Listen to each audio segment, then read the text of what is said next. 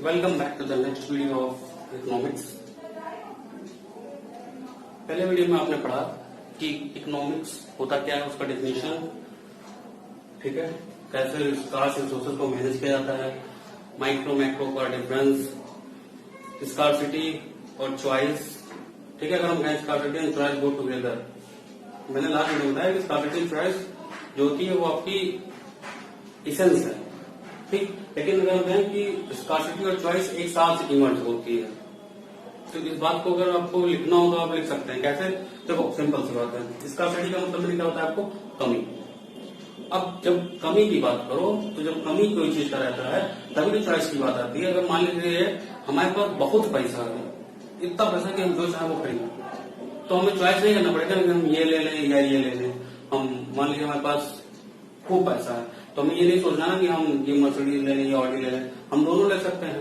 जब हमारे पास पैसा कम होता है तब हमको दिक्कत होती है ना कि ये ऑडी या मर्सिडीज में से कौन सा लें, या सिंपल नॉर्मल आदमी के लिए बात करें कि ये पेन लें या ये पेन लें, हमें सोचना पड़ता है क्योंकि हमारे पास इतना पैसा नहीं कि हम दोनों लें, ठीक। या हमें उस हिसाब से पैसे को मैनेज करना होता है।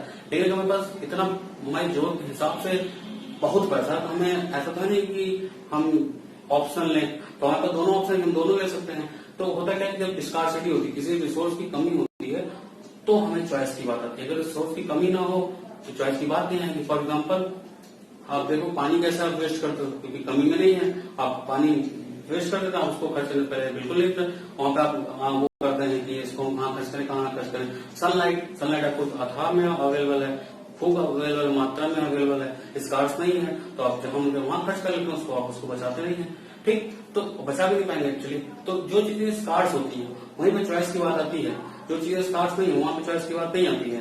मैंने आपको पानी का एग्जांपल समझा के ये चीज क्लियर कर दिया। तो स्कार्सिटी और चॉइस एक साथ ही चलती है, scarcity and choice go together. आते हैं हम आज के कंटेंट पे, ठीक। तो हमारा पहला है positive economics and normative economics.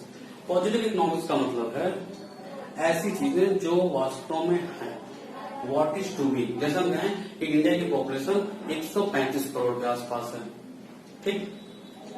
Normative economics है, नॉर्मेटिव इकोनॉमिक्स एक आइडियल कंडीशन कि इंडिया की पॉपुलेशन 100 करोड़ होनी चाहिए, ठीक है। या हम कहें कि इंडिया का पर कैपिटा इनकम 93,000 के आसपास है, लेकिन हम कहें तो वो पॉजिटिव इकोनॉमिक्स होगी। जिस और नॉर्मेटिव इकोनॉमिक्स का हम कहेंगे नहीं, पर कैपिटा इनकम 2 लाख होनी चाहिए। तो पॉजिटिव इकोनॉमिक्स क्या है कि जो चीजें वेरिफिएबल हैं, जिसको आप प्रूफ कर सकें, जिसके आप डेटा के साथ आप कहीं से आइडेंटिफाई करके बता सकें, आप कहीं से उसको प्रूफ कर सकें कि जो मेरी बात है वो सही है। जैसे हम कहें कि मनरेगा एम्प्लॉयज को पर डे का 200 मिलता है, ये वेरिफिएबल है। लेकिन अगर हम कहें कि मनरेगा एम्प्लॉयज को एक दिन का 500 मिलना चाहिए, तो ये वेरिफिएबल नहीं है, ये होना चाहिए। हम आइडियल कंडीशन की बात करते हैं। तो नॉर्मेटिव इकोनॉमिक्स एक आइडियल कंडीशन की बात करता है, वहीं पॉजिटिव इकोनॉमिक्स एक वेरिफिएबल की बात करता है, जो वेरीफाई किया जा सके। दोनों में अंतर समझिए। अगर हम कहें तो positive economics what is to be क्या है, normative economics what is ought to be क्या होना चाहिए। पॉजिटिव इकोनॉमिक्स जहां वेरिफिएबल है, वहीं नॉर्मेटिव इकोनॉमिक्स वेरिफिएबल नहीं है, वो हमारे ओपिनियंस पर है, ठीक।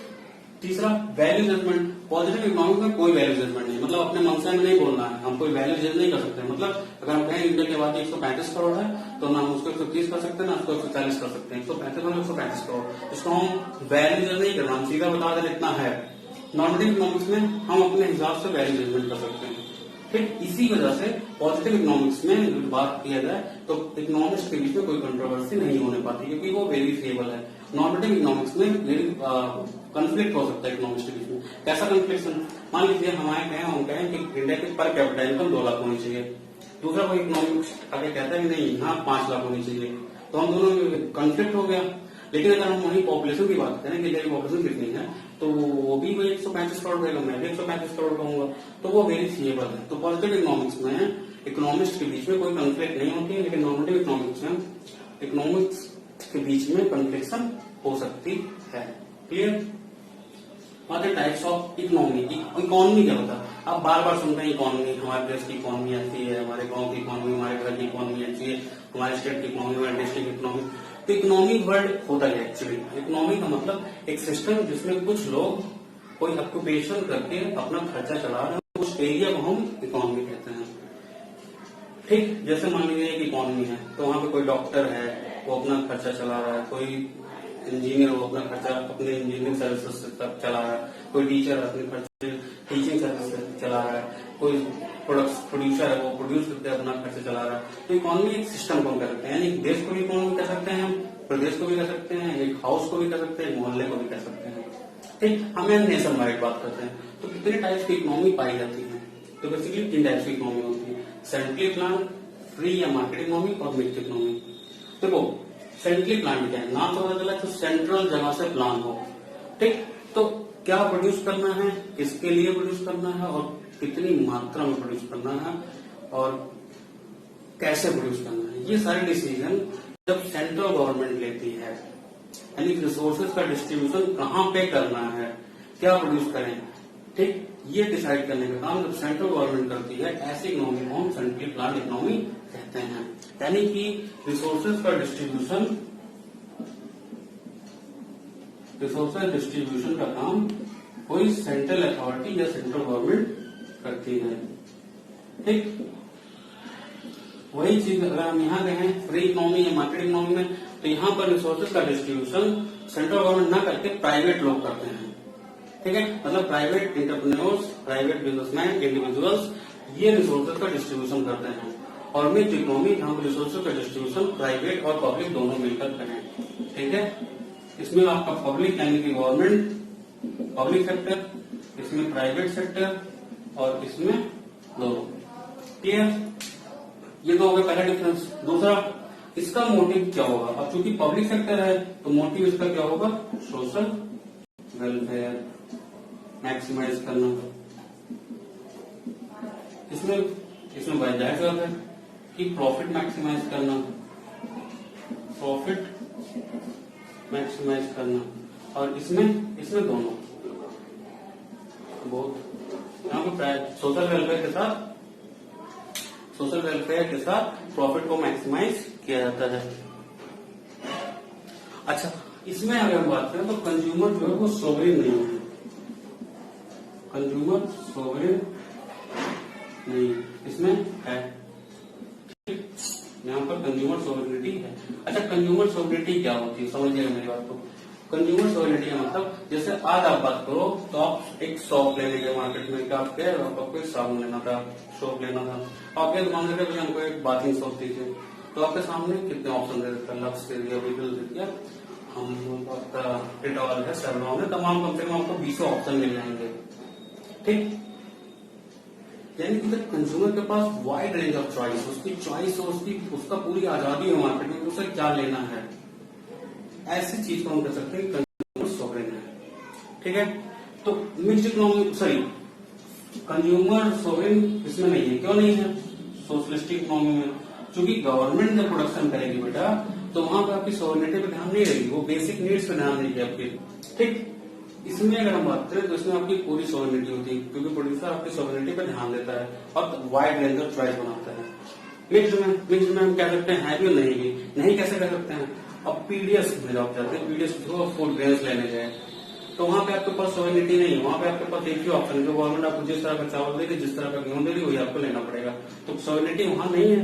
लेकिन दूसरे एंड पे अगर आप कार लेने गए तो कार में आपके पास सोवरेनिटी, आप सोप लेने चले गए, आप नूडल्स लेने गए तो आपके पास सोवरेनिटी है। तो एक तरीके से समझिए कि मिक्स्ड इकोनॉमी में कंज्यूमर सोवरेन है भी और नहीं भी है। ठीक, अब आते हैं कि नेक्स्ट बात समझते हैं हम कि इसमें जो है पब्लिक सेक्टर डोमिनेट करता है मार्केट को, इकोनॉमी को, सॉरी मार्केट नहीं, इकोनॉमी को। इसमें प्राइवेट सेक्टर डोमिनेट करता है और इसमें दोनों डोमिनेट करते हैं। तो इसी के साथ हमारा तीनों इकोनॉमी क्लियर हो गई। सेंट्रल प्लान, ठीक है, ओवरऑल इसको मैं फिर से रिवाइज करता हूँ। सेंट्रल प्लान में बेसिकली रिसोर्सेज का डिस्ट्रीब्यूशन, यानी क्या प्रोड्यूस करना है, कैसे प्रोड्यूस करना है, किसके लिए प्रोड्यूस करना है, ये डिसाइड करने का काम सेंट्रल अथॉरिटी या सेंट्रल गवर्नमेंट का होता है। रिसोर्सेज का डिस्ट्रीब्यूशन बेसिकली पब्लिक सेक्टर करता है। सोशल वेलफेयर उसमें मेन होता है, उस पर फोकस किया जाता है, प्रिंसिपल फोकस और इसी बात होता है सोशल वेलफेयर पर। कंज्यूमर सोवरेनिटी नहीं होती है, ठीक है, और सबसे बड़ा पब्लिक सेक्टर डोमिनेट करता है। इकोनॉमी या मार्केट इकोनॉमी में रिसोर्सेज का डिस्ट्रीब्यूशन, यानी what to produce, how to produce and for whom to produce, market forces के हिसाब से होता है, मतलब जिसकी डिमांड ज्यादा, सप्लाई कम, वही चीज बनाई जाएगी।